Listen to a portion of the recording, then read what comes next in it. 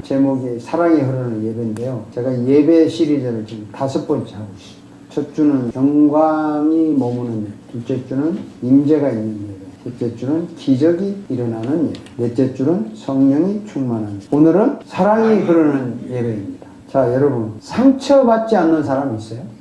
없어요. 없구나. 확실히 고칠 수 있습니까? 상처? 네, 있죠. 세상 사람치고 어릴 때부터 상처받지 않고 자란 사람 없어요. 근데 상처받았다는 말은요, 마음이 깨졌다는 뜻이에요. 마음이 깨졌다. 그래서 사람들은 상처를 받아서 마음이 많이 깨졌는데 정도의 차이는 있지만 누구나 아픔과 상처가 있어요. 제가 화면을 한번 보여드리겠습니다. 봅시다. 접시가 이렇게 깨졌어요. 그죠? 이게 마음이 깨진 거예요. 이거 어때요? 마음이 깨진 게? 이건 어때요? 더 많이 깨졌. 이런 사람도 있어요. 이건 어때요? 아, 정말 이런 사람도 있다고. 또 이런 사람이 있어요. 안 깨진 데인데 안에 찬찬하게 금이 달았어요. 이런 사람이 있어요. 그래서 이런 거를 한마디로 표현하면 가슴에 못이 박혔다. 그렇죠? 상처 중에서 가장 큰 상처가 뭘까요? 뭐니 해도 내가 받은 상처가 제일 커요. 남의 상처가 아무리 커도 관심이 없어. 내가 받은 상처가 가장 큽니다. 그런데 상처를 받은 사람에게 상처를 가장 치료 잘하는 사람이 누굴까요? 상처를 준 사람? 상처를 준 사람이 찾아와서 싹싹 빌고 잘못했다고 하고 뭐 손해배상을 몇 배로 해준다고 하면은 상처가 풀릴까요? 안 풀려요? 그러면 상처받은 자신이 스스로 해결하면 상처가 풀릴까요? 아니면 뭐 카운셀러나 정신과 의사 찾아가면 상처가 풀릴까요? 이 가슴의 상처, 깨진 마음, 과연 누가 치료할 수 있을까? 뭐 답은 여러분이 다 알고 있는 거죠. 자, 오늘 읽은 말씀 중에 토기장이 집에서 일어난 이야기가 나옵니다. 예레미야는 유다 요시야 왕 BC 626년에 활동하다가 예루살렘이 멸망한 후에까지 활동을 했어요. 예루살렘 586년에 망했으니까 그 후에 애굽에서 생을 마쳤다고 합니다. 이 예루살렘이 망하기 전에 너무 나라가 어수선한데 예레미야에게 하나님이 말씀합니다. 너 토기를 만드는 공장에 가봐라. 예루살렘 남쪽 신람 목 가까운데 토기장의 공장이 있다고 합니다. 너가 거기 가면 너에게 한 말을 주겠다. 그래서 예레미야가 토기장의 집에 딱 가서 보니까 아주 인상적인 장면을 하나 딱 바라봐요. 오늘 이건 본문의 말씀입니다. 읽어봅시다. 그런데 그 토기장에는 진흙으로 그릇을 빚다가 잘 되지 않으면 그 흐름으로 다른 그릇을 빚었다. 만들다가 깨지거나 실수하면은 싹 해가지고 다시 다른 것으로 싹 만드는 걸 본 거예요. 토기장이가. 자, 한번 봅시다. 깨진 이 보세요. 깨진 걸 다시 만들어요. 이렇게 만들어가지고 아까 그 깨진 하얀 접시를 이렇게 쌈박하게 만들어냈다. 이 말이에요. 이걸 본 겁니다. 예레미야가 토기장의 집에 가. 이건 뭘 상징하느냐? 이게 뭘 보여주느냐? 오늘 이거 말씀에 나오죠. 읽어봅시다. 이스라엘 백성아, 내가 이 토기장과 같이 너희를 다룰 수 없겠느냐? 나 주의 말이다. 이스라엘 백성아, 진흙이 토기장의 손에 있듯이 너희도 내 손 안에 있다. 아, 이게 뭘 상징하냐면 우리 인생이 하나님의 손 안에 있다. 우리 인생이 하나님의 손 안에 있기 때문에 상처받은 사람, 마음이 깨진 사람을 하나님이 완전히 고칠 수 있다는 것을 상징하는 거예요.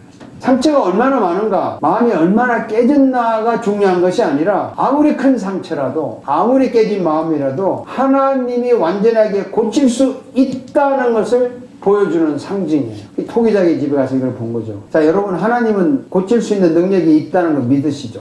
네. 마음대로 하나님 하실 수 있다는 걸 믿으시죠? 그래서 하나님이 상처를 완전히 치료하고 깨진 마음을 완전히 고칠 수 있기 때문에 하나님께 고쳐달라고 막 부르짖으면 고쳐주십니까? 만약에 여러분이 그냥 아멘 했다면 그게 맞는 것 같은데 그게 사이비 기독교예요.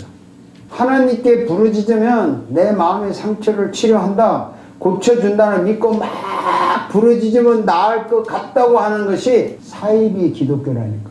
이해가 돼요? 아직 안 되죠? 왜 사이비인가 말씀드리겠습니다.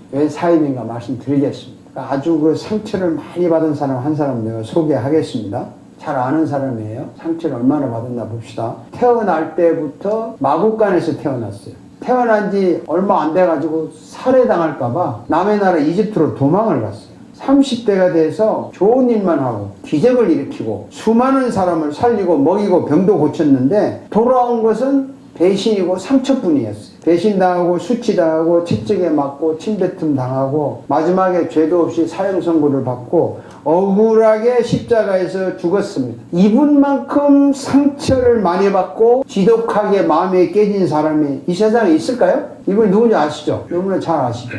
자, 얼마나 이분이 상처가 컸나 하면 한번 봅시다. 읽어봅시다.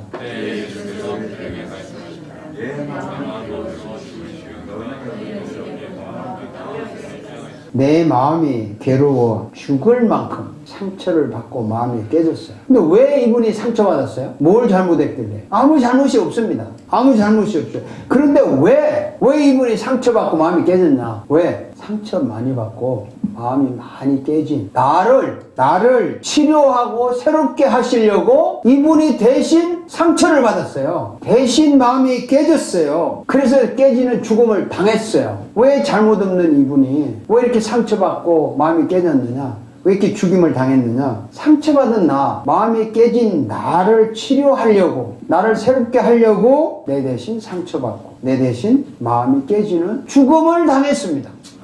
성경 한번 읽어봅시다.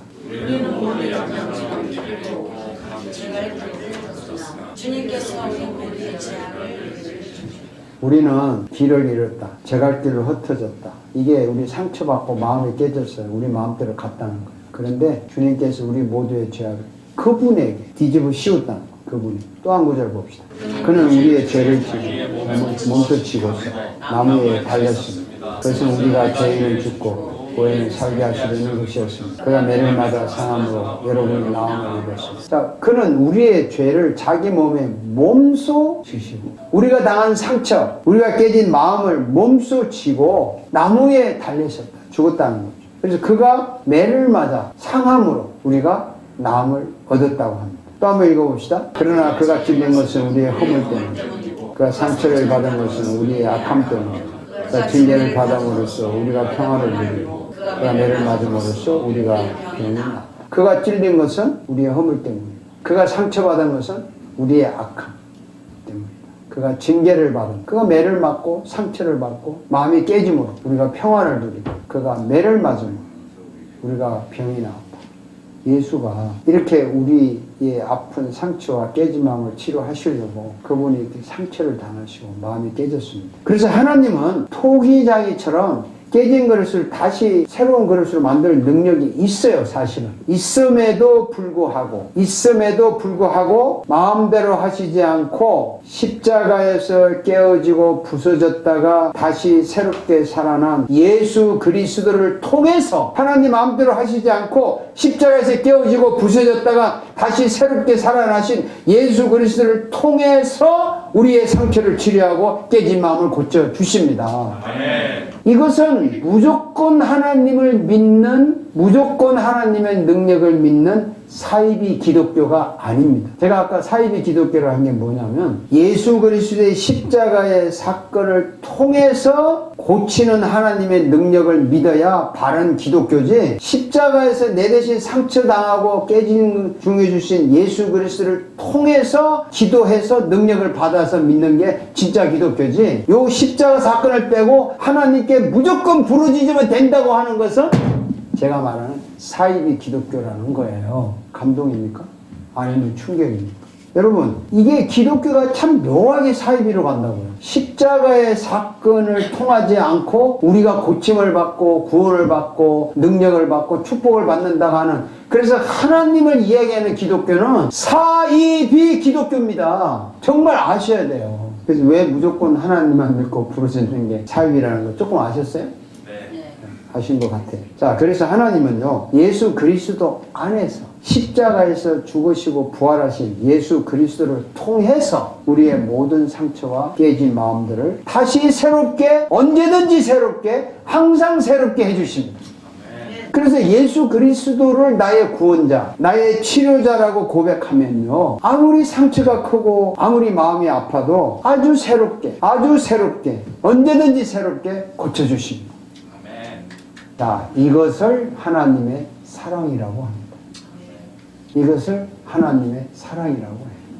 그래서 예수님이 이렇게 말씀하시는 거예요. 내가 이 하나님의 사랑을 무조건 그냥 줄 테니까 내게로 오라. 내게 오면 고쳐주겠다. 이렇게 말씀하신 거예요. 한번 읽어볼까요? 수고하며 무거운 짐을 진 사람은 모두 내게로 오라. 내가 너희를 쉬게 하겠다. 이 한 말씀이 배경에 이렇게 깔려 있는 거예요. 내가 너희들의 상처, 깨진 마음, 내가 대신 다 짊어지고 죽었기 때문에 이게 하나님의 사랑인데, 너희들 수고하고 무거운 짐진 사람, 마음이 깨지고 상처가 받고 힘든 사람 모두 내게로 오라. 모두 내게로 오라. 내가 너희를 쉬게 하겠다. 이게 내가 너희 상처를 치료하겠다. 아픈 마음을 고쳐주겠다. 깨진 마음을 회복해 주겠다. 정상적으로 만들어 주겠다. 이게 쉬게 하겠다는 겁니다. 그래서 예수님이 이렇게 말씀하세요. 너 상처받았어? 너 마음이 깨졌어? 엉뚱한 데 가지 말고, 엉뚱한 데 가지 말고 나에게 오라. 이렇게 말합니다. 내가 고쳐주겠다. 상처받았어? 마음이 깨졌어? 힘들어? 복잡한 생각하지 말고 나에게 오라. 내가 해결해 주겠다. 이렇게 말씀하십니다. 여러분, 상처받고 마음이 깨지면 어디를 갑니까? 주로? 술집에 갑니까? 아니면 뭐 누구 찾아가서 하소연합니까? 내가, 예수님이 이렇게 말씀하세요. 내가 너희들보다 상처 더 많이 받았고 내가 너희들보다 마음이 더 깨진 사람이야. 그래서 너희들 상처 다 알아. 너희들 깨지면 다 알고 있어. 그러니까 엉뚱한 데 가지 말고 헛수고하지 말고 나한테 와. 내가 깨끗이 치료해 주겠다. 이렇게 말씀하시는 거예요. 그래서 수고하고 무거운 짐 진 사람은 모두 내게로 오라는 거예요. 자, 그래서 이제 여러분 할렐루야 하고 박수를 쳤는데, 예수님께 오는 게 어떤 거예요? 어떻게 하는 게 예수님께 오냐고. 눈에도 보이지 않는데 어떻게 하냐고. 자, 성경을 한번 봅시다. 읽어봅시다. 내게 예배를 드리는 사람들이 영원한 즐거워 아버지께 지금이 바로 이거예요. 아버지께서는 이렇게 예배를 드리는 사람들.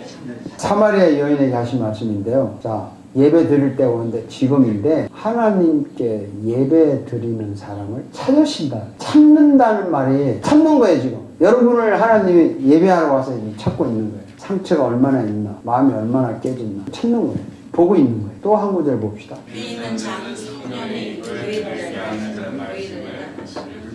그러니까 성령이 말씀하시는데 교회들에게 말씀한다. 교회에서 말씀을 한다는 거죠. 설교를 한다는 거죠. 쉽게 말해서. 그래서 하나님은 예배하는 곳에서 예배하는 자를 찾기 때문에 예배하는 자를 찾아서 고쳐주시는 거예요. 하나님은 성령을 통해서, 교회를 통해서 말씀을 하시기 때문에 말씀 듣는 자를 찾아서 고쳐주시는 겁니다.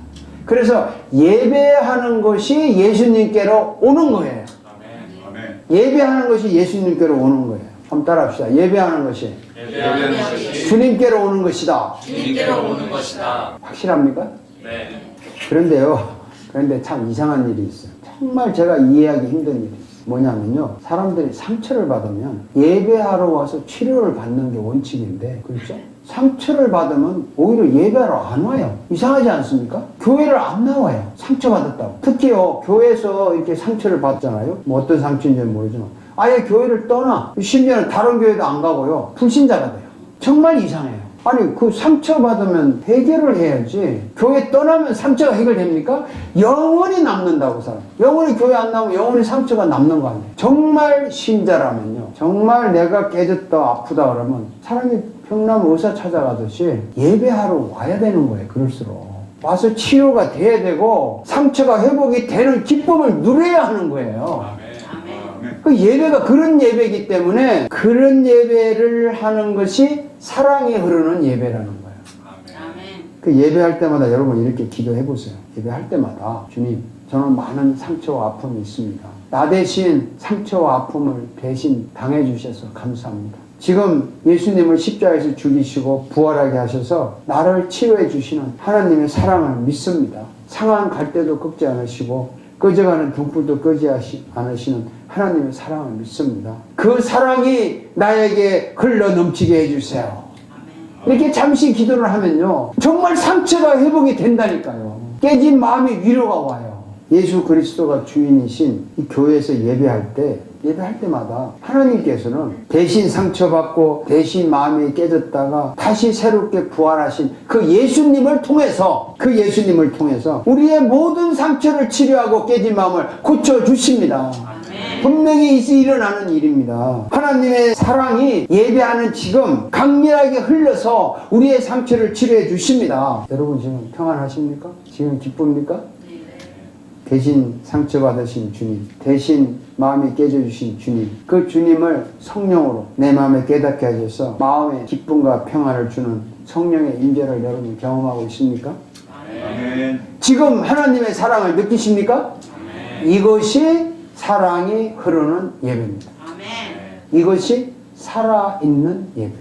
상당히 감동적이죠. 저는 굉장히 감정을 억제하고 지금 설교하고 있어요. 저는 굉장히 흥분해 있거든요. 이 대신 상처를 당해 주시고 깨진 마음을 가지셨다가 죽었다가 살아나신 주님이 이곳에서 무조건 우리의 상처와 깨진 마음을 치료해 주시려고 기다리고 계시고 우리의 연약한 우리를 치료해 주시는 이걸 바라보면서 이걸 생각하면서 저는 막 흥분이 되지만 이게 절제를 합니다. 왜냐하면 나 혼자 흥분할 것 같아서 하나님의 사랑이 흐르는 예배, 이 예배를 통해서 여러분의 상처가 치료되고 여러분이 깨진 마음이 고쳐지는 놀라운 은혜가 예배 때마다 흘러넘치기를 소원합니다. 아멘. 상처가 치료되고 깨진 마음이 회복된 여러분 축복하고 축하합니다.